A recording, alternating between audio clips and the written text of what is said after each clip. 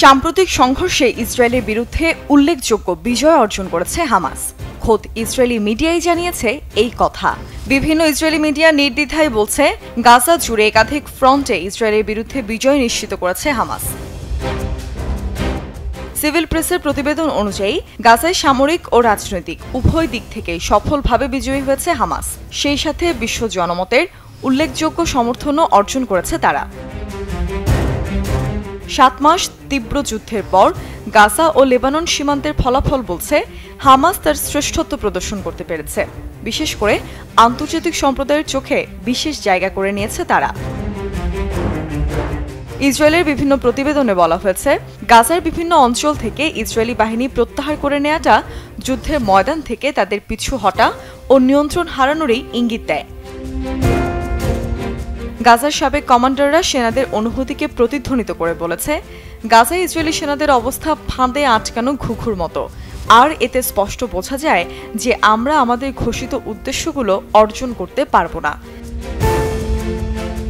এই প্রতিবেদনগুলো চলমান সংঘর্ষকে বর্ণনা করতে গিয়ে গাজায় স্বাধীনতাকামীদের শক্তিশালী শত্রু হিসেবে প্রতিষ্ঠা করা এবং ইসরায়েলি শক্তিকে পরাজিত করার বিষয়টিকে বিশেষভাবে তুলে ধরেছে।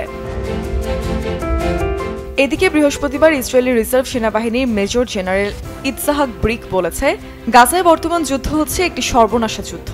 সে আগেই সতর্ক করেছিল, এটি দীর্ঘায়িত করা হলে ইসরায়েলি সেনাবাহিনী এবং অর্থনীতিকে পতনের দিকে নিয়ে যাবে। ইসরায়েলি সেনাবাহিনীর অবিলম্বে পুনর্বাসন প্রয়োজন। সেই সাথে স্থলবাহিনীর সংখ্যা জরুরি ভিত্তিতে বাড়ানো প্রয়োজন। ইসরায়েলি চ্যানেল 13-এর সাথে এক সাক্ষাৎকারে ব্রিক এসব কথা বলে। চ্যানেল 13-এর সাথে আলাপকালে ফিলিস্তিনি প্রতিরোধ যোদ্ধাদের পরাজিত করতে ইসরায়েলি বাহিনীর ব্যর্থতার কথাও স্বীকার করেছে ব্রিক। সে উল্লেখ করে বলেছে, বর্তমান যুদ্ধের 6টি ফ্রন্টের মধ্যে গাজা একটি মাত্র। ইসরায়েলের দিকে তেড়ে আসা হাজার হাজার রকেটের সাথে গাজার সংঘাত জড়িত নয়, বরং তারা লেবানন ও ইরানের মতো দেশগুলোকে নিজেদের শত্রু হিসেবে প্রতিষ্ঠিত করেছে। এর আগে বৃহস্পতিবার নেসেট সদস্য অমিত লেভি চ্যানেল 14-কে বলেছিল, গাজায় হামাসের 24টি ব্রিগেডে উপস্থিতি রয়েছে, তাদের একটিও ধ্বংস হয়নি।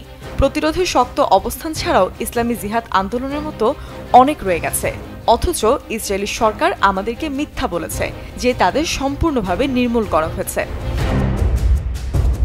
অন্যদিকে রয়টার্স বলছে, যুদ্ধের 8ম মাসে ইসরায়েলি সেনাবাহিনী উত্তর গাজা উপত্যকায় নতুন করে যুদ্ধ ফিরে এসেছে। সেখানে ইসরায়েলি সেনারা নিহত এবং আহত হলেও সরকার দাবি করছে যে হামাসকে পুরোপুরি নির্মূল করা হয়েছে। এমন অবস্থায় হামাসকে নির্মূল করার সরকারের লক্ষ্য এবং গাজা নিয়ে যুদ্ধ পরবর্তী একটি পরিষ্কার পরিকল্পনার অভাব সম্পর্কে বিভিন্ন মহলে প্রশ্ন উঠতে শুরু করেছে।